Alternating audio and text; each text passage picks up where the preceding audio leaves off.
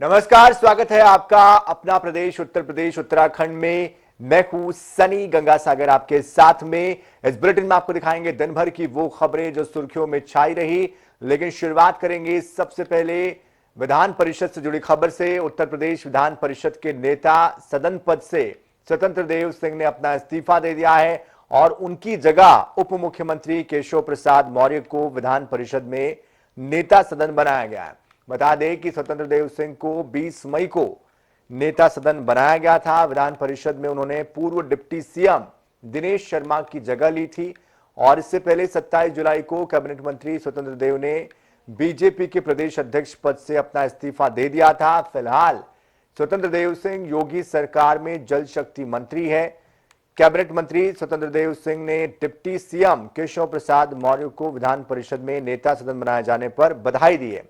विधान परिषद के प्रमुख सचिव राजेश सिंह ने स्वतंत्र देव के नेता सदन पद से इस्तीफा देने की पुष्टि कर दी है।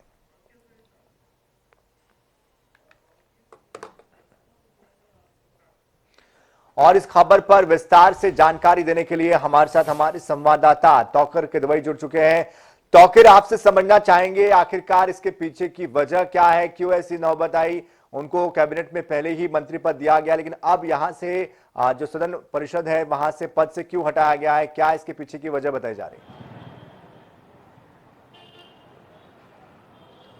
देखिए, अभी डिप्टी सीएम के तौर पर केशव प्रसाद मौर्य अभी कार्यरत है। वो काम कर रहे हैं डिप्टी सीएम के तौर पर। पिछली योगी सरकार में भी वो डिप्टी सीएम थे, तो कहीं ना कहीं उनके कद को बढ़ाने के लिए उन्हें विधान परिषद में नेता सदन बनाया गया है। क्योंकि जिस तरह से संगठन पर उनकी मजबूती रही है, 2014 के चुनाव में वो प्रदेश अध्यक्ष थे। जो अपने समाज के लोग हैं, यानी यूँ कहें कि ओबीसी वोटर्स में उनके ऊपर काफ़ी पकड़ लगते हैं और यही वजह है कि उनके ऊपर लगातार जिस तरह से समाजवादी पार्टी के राष्ट्रीय अध्यक्ष अखिलेश यादव हमले करते रहे। फिर उसके बाद 2022 का विधानसभा चुनाव, जिसमें विधानसभा सीट जो लड़ रहे थे वो कौशाम्बी से, और वहां से वो हार भी गए। समाजवादी पार्टी के सहयोगी दल के तौर पर पल्लवी पटेल ने उसी जगह से चुनाव लड़ा था और वहां से वो उस जगह से चुनाव हार गए थे। तो कहीं ना कहीं उनके कद को बड़ा करने के लिए उन्हें एक बार विधान परिषद का फिर से नेता सदन बनाया गया है। और इसके पीछे जो वजह दिखती है वो 2024 का चुनाव है, जिसमें उनके कद को बढ़ाकर जनता के बीच मैसेज देना है कि भारतीय जनता पार्टी के बड़े नेता हैं और इन्हें इनके जो संगठन के लोग हैं, जो साथी हैं, वो उसी तरह से उनको लें। क्योंकि लगातार जिस तरह से देखा जा रहा था, केशव प्रसाद मौर्य संगठन को लेकर काफी बड़े नेता माने जाते हैं भारतीय जनता पार्टी में, लेकिन जो उनका कद था वो लगातार घट रहा था। चुनाव भी विधानसभा का जब हारे तो उसके बाद कहीं ना कहीं भारतीय जनता पार्टी की जिम्मेदारी थी कि उनके कद को बढ़ाया जाए। और माना यह भी जा रहा है कि केंद्र की जो राजनीति है वहां से इस तरह का फैसला लिया गया है कि उन्हें नेता सदन विधान परिषद में बनाया जाए। आपने बताया कि ठीक है, उनका कद तो बढ़ा दिया गया, लेकिन स्वतंत्र देव जहां पर पहले एक अध्यक्ष के तौर पर हुआ करते थे, अध्यक्ष पद से उनका इस्तीफा हुआ, फिर उनको ये पद भी दिया गया, तो अब उनके लिए क्या नई जिम्मेदारियां होगी और ये जो हटाने की बात है ये कहीं ना कहीं उनके लिए कितनी सही है और उनके लिए क्या नए जिम्मेदारी को तय किया गया है? देखिए, प्रदेश अध्यक्ष के तौर पर जो अटकलें लगाई जा रही थी कि स्वतंत्र देव सिंह या फिर केशव प्रसाद मौर्य को दोबारा जिम्मेदारी दी जा सकती है, लेकिन इस तरह की अटकलों पर फिलहाल विराम लग गया है। क्योंकि जिस तरह से विधान परिषद में नेता सदन के तौर पर केशव प्रसाद मौर्य को अभी प्रस्तुत कर दिया गया भारतीय जनता पार्टी की तरफ से, वहीं स्वतंत्र देव सिंह ने बधाई दी है केशव प्रसाद मौर्य को, तो कहीं ना कहीं मनमुटाव की भी स्थिति नजर नहीं आ रही है। दूसरी तरफ स्वतंत्र देव सिंह की बात की जाए तो वो भी इस समय सिंचाई मंत्री हैं, कैबिनेट में मंत्री हैं योगी सरकार में, तो कहीं ना कहीं उनका भी कद बरकरार है। तो फिलहाल इस तरह की अटकलों पर विराम लगा है कि केशव प्रसाद मौर्य वापस भारतीय जनता पार्टी के प्रदेश अध्यक्ष बन सकते हैं। अब फिलहाल एक नए चेहरे की तलाश जरूर होगी और यह भी माना जा रहा है कि वो भी ओबीसी समाज से ही होगा।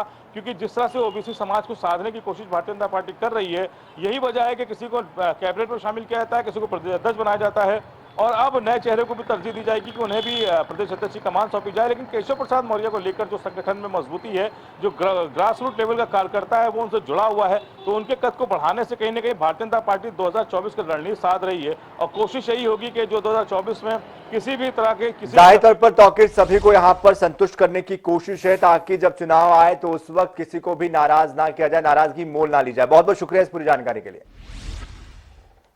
बढ़ते आगे, मुख्यमंत्री योगी आदित्यनाथ ने आज राजधानी लखनऊ से प्रदेश में 35 नए एएनएम प्रशिक्षण केंद्र और 3 शहरों में मुफ्त डायलिसिस सेंटर्स का शुभारंभ किया और इसके साथ ही ओरल कैंसर की स्क्रीनिंग की सुविधा का भी उन्होंने शुभारंभ किया। मुख्यमंत्री ने कहा कि प्रदेश के हर नागरिक को स्वास्थ्य सुविधा उपलब्ध कराना सरकार का लक्ष्य है और हम ये चाहते हैं कि प्रदेश की जो जनता है उनको बेहतर स्वास्थ्य सुविधाएं मिल सके।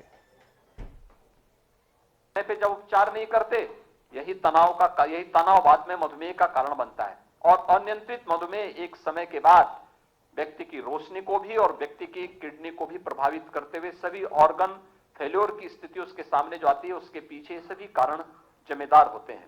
आज के इस अवसर पर जब 3 नए डायलिसिस सेंटर, ये उपचार की व्यवस्था, जो पीड़ित हो चुके हैं उनका उपचार हो, लेकिन जो स्वस्थ हैं उन्हें उत्तम आरोग्यता निरंतर प्राप्त होता रहे, यह हमारा प्रयास होना चाहिए। और जागरूकता का एक बृहद कार्यक्रम इस दिशा में निर्णायक भूमिका का निर्वहन कर सकता है और उस जागरूकता के साथ हम सबको जुड़ने की आवश्यकता है। प्रत्येक नागरिक का दायित्व बनता है कि वह समाज के प्रत्येक तबके को इसके प्रति जागरूक करे।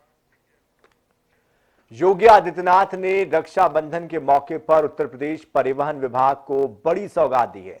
परिवहन से मजबूत करते हुए योगी ने रोडवेज को नई बसों की सौगात दी है।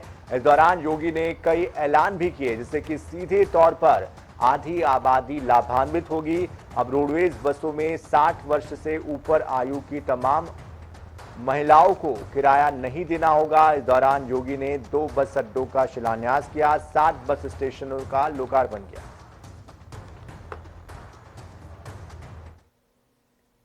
रक्षाबंधन के एक दिन पूर्व परिवहन निगम के द्वारा 150 BS6 बसों के लोकार्पण का एक कार्यक्रम, जिसमें प्रदेश के सभी 75 जनपदों को पहले चरण में 2-2 बसेज आज प्राप्त हो रही हैं। आज इसका लोकार्पण का कार्यक्रम यहां पर इसका शुभारंभ हो रहा है। साथ ही साथ प्रदेश के अंदर परिवहन निगम के द्वारा झांसी, बरेली, अलीगढ़ के driving training and testing institute का लोकार्पण, बरेली के ऑटोमेटेड ड्राइविंग टेस्टिंग ट्रैक का लोकार्पण, सारथी हाल फिरोजाबाद का लोकार्पण, 7 बस अड्डों का लोकार्पण और 2 बस अड्डों का शिलान्यास आज यहां पर हो रहा है। बिहार में राजनीतिक घटनाक्रम पर उत्तर प्रदेश के उप मुख्यमंत्री ब्रजेश पाठक ने प्रतिक्रिया दी है और कहा कि बीजेपी ने बिहार में कानून का राज कायम किया था। बीजेपी आगे भी बिहार की जनता के लिए काम करती रहेगी। भारतीय जनता पार्टी ने बिहार के लोगों को शुचितापूर्ण शासन दिया है, कानून का राज स्थापित किया है। भारतीय जनता पार्टी आज भी बिहार प्रदेश के लोगों की भावनाओं के अनुरूप लगातार काम करती रहेगी। उप मुख्यमंत्री केशव प्रसाद मौर्य काशी विश्वनाथ धाम पहुंचे, जहां पर बाबा काल भैरव मंदिर के बाद बाबा विश्वनाथ का विधिवत उन्होंने पूजन अर्चन किया। साथ ही उन्होंने कहा कि यहां आकर मन को बहुत शांति मिलती है। मीडिया से बातचीत के दौरान बिहार में जारी सियासत पर उन्होंने प्रतिक्रिया दी और डिप्टी सीएम केशव प्रसाद मौर्य ने बड़ा बयान दिया। कहा कि नीतीश कुमार जिस रास्ते पर चले हैं वो कोई रास्ता नहीं है, उनके आगे कुआं और पीछे खाई है। बाबा विश्वनाथ जी का यह धाम शायद जो सदियों की प्रतीक्षा थी, बाबा विश्वनाथ जी की कृपा से, गंगा मैया की कृपा से, यहाँ के कोतवाल के नाते जिनकी पूजा होती है, काल भैरव जी की कृपा से, हनुमान जी महाराज की कृपा से जो बाबा विश्वनाथ जी का धाम बनकर के तैयार हुआ है। मैंने भी आज बाबा के दर्शन किए, पूजन किए और जिस प्रकार से भक्तों की भीड़ उमड़ी हुई है, प्रतिदिन आ रही है, उसे देख करके मैं स्वयं गदगद हूं। और प्रदेश सरकार की ओर से बाबा की कृपा से जो बनी है, केंद्र सरकार जो मानी काशी के सांसद जी की अगुवाई में चल रही है, काशी के विकास में कोई कमी नहीं आने देगी। यूपी के कैबिनेट मंत्री डॉक्टर संजय निषाद को सीजेएम कोर्ट और एमपी एमएलए कोर्ट से गोरखपुर से जमानत मिल गई है और इसी क्रम में मत्स्य मंत्री संजय निषाद गोरखपुर सीजेएम कोर्ट और एमपी एमएलए कोर्ट में पेश हुए। एमपी एमएलए कोर्ट में आधे घंटे की सुनवाई के बाद संजय निषाद को जमानत मिली है। बता दें कि सीजेएम कोर्ट ने जमानत मंजूर कर दी।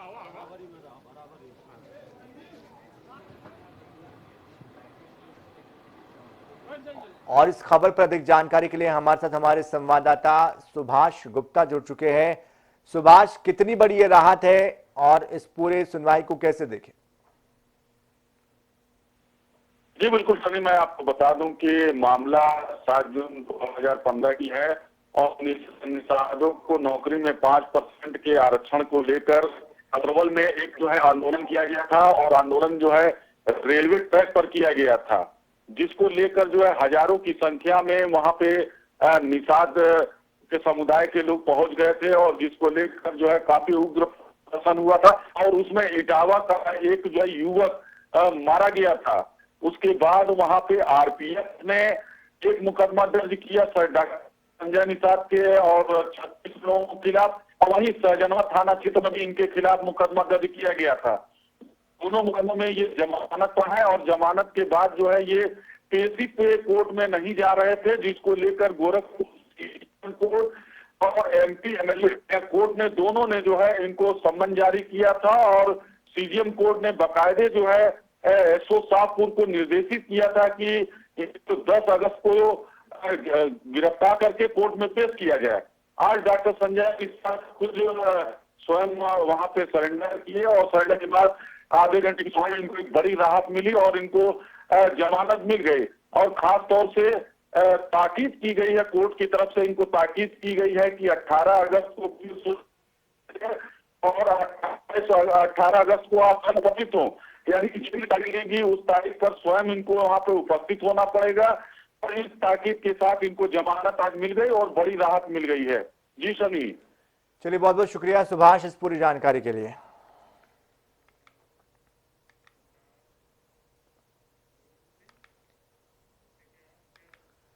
बढ़ते आगे, भारतीय जनता पार्टी उत्तर प्रदेश उत्तराखंड सहित पूरे देश में 9 अगस्त यानी कि क्रांति दिवस से 15 अगस्त स्वतंत्रता दिवस तक के हर घर तिरंगा अभियान चला रही है और इसी अभियान के तहत पार्टी प्रदेश के हर घर पर तिरंगा फहराने के लिए लोगों से अपील कर रही है। बता दें कि स्वतंत्रता के 75वें वर्ष में अमृत महोत्सव के तौर पर इस वर्ष को मनाया जा रहा है और इसी के तहत लखनऊ, फर्रुखाबाद, आगरा, कानपुर, रुड़की, बिजनौर इन तमाम जगहों पर कार्यकर्ताओं ने तिरंगा यात्रा निकाली।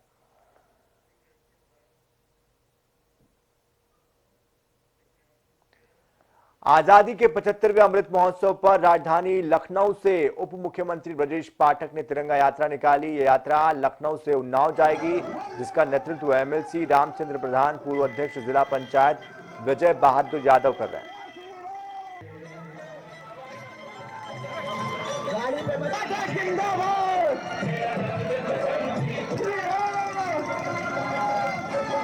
ये आज हम लोग भारत पर्व मना रहे हैं। ये आज़ादी का 75वां अमृत महोत्सव के रूप में हम लोग मना रहे हैं, जिसका आयोजन जिसकी घोषणा हमारे प्रधानमंत्री श्री नरेंद्र मोदी जी के आह्वान पर आज पूरा देश अमृत महोत्सव मना रहा है। ये 75वां वर्ष है, 75वां अमृत महोत्सव है। इसके उपलक्ष्य में हम लोग लखनऊ से उन्नाव तक के 75 किलोमीटर की यात्रा ये तय करेंगे। नोएडा सेक्टर 93 में ग्रैंड ओमेक्स सोसाइटी में एक महिला से बदसलूकी के मामले में जेल भेजे गए श्रीकांत त्यागी ने इशारों में सक्रिय राजनीति में आने के संकेत दे दिए हैं। दरअसल मंगलवार को सलाखों के पीछे जाने से पहले श्रीकांत त्यागी ने आगामी 2027 विधानसभा चुनाव में लड़ने के संकेत दिए हैं। जेल जाने के दौरान श्रीकांत त्यागी ने यह भी कहा कि मैं समुंदर हूं, लौट के वापस आऊंगा। जिन लोगों ने मेरा साथ नहीं दिया 2027 में उनको एहसास कराऊंगा।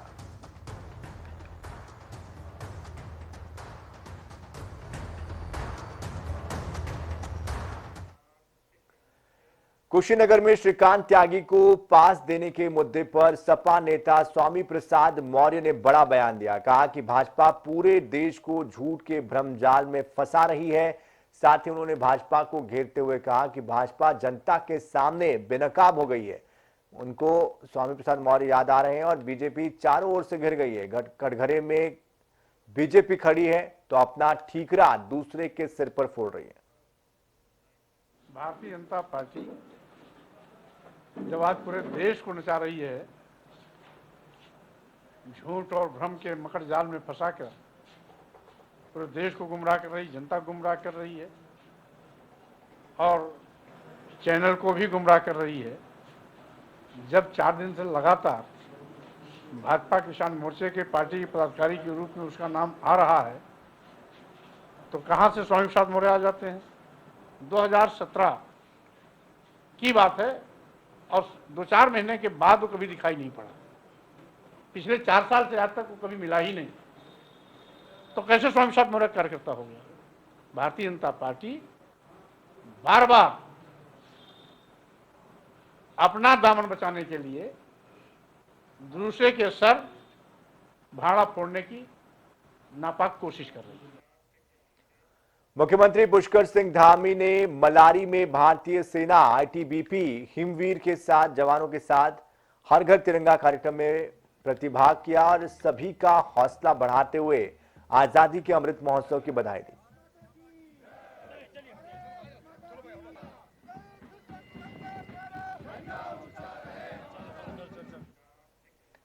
देहरादून के डीबीएस कॉलेज में आजादी के अमृत महोत्सव के तहत कांग्रेस की एनएसयूआई इकाई ने भारत जोड़ो यात्रा का आयोजन किया। प्रदेश भर में एनएसयूआई ने भारत जोड़ो यात्रा का आयोजन किया था और ये यात्रा एआईसीसी के दिशा निर्देश पर कांग्रेस की एनएसयूआई इकाई ने निकाली थी। देहरादून में ये यात्रा डीबीएस से डीएवी महाविद्यालय तक निकाली गई।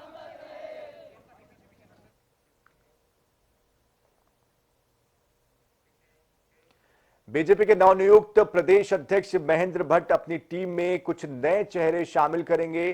संगठन में नेतृत्व परिवर्तन के बाद ये संभावनाएं जताई जा रही है। आने वाले दिनों में पार्टी के कुछ पदाधिकारियों को सरकार में दायित्व मिलने की चर्चा है। मामला कोर्ट का है, उसको हम अध्ययन करेंगे और संबंध में हमारे साथ ही नहीं, जितने भी उस क्षेत्र में आवास लगेंगे सब प्रकार का विषय है। कोर्ट का जैसे डिसीजन सब प्रकार से आ जाएगा, उसको देखेंगे। कोर्ट का न्याय जो भी निर्णय सब मानते हैं, हम भी मानेंगे। इसलिए कांग्रेस को विवाद खड़ा करने का नेचर में, इसलिए हमारे साथ ही नहीं, उस पूरे इलाके में जितने लोगों के आवास हैं, अगर उन सबके साथ संकट है, उसका समाधान निकालेंगे कोर्ट में। और लोग भी बहुत लोग गए हैं और निश्चित कोर्ट का डिसीजन जो है उसको हम सबको मान्य होगा। केंद्रीय नेतृत्व के द्वारा हमारे प्रदेश अध्यक्ष नए बनाए गए हैं और बहुत ही वरिष्ठ और अनुभवी नेता हमारे महेंद्र भट्ट जी को प्रदेश अध्यक्ष का दायित्व दिया गया है। इस प्रकार से अभी हमारे यशस्वी मुख्यमंत्री जी संगठन के कुछ लोग, कुछ कार्यकर्ताओं को सरकार में भी एडजस्ट करने की परंपरा रही है, तो जो माननीय मुख्यमंत्री जी का विशेषाधिकार है उसको एडजस्ट करेंगे। तो इसी के साथ इस बुलेटिन में फिलहाल इतना ही। ताजा खबरों के लिए, अपडेट्स के लिए आप बने रहिए जनता टीवी के साथ। नमस्कार।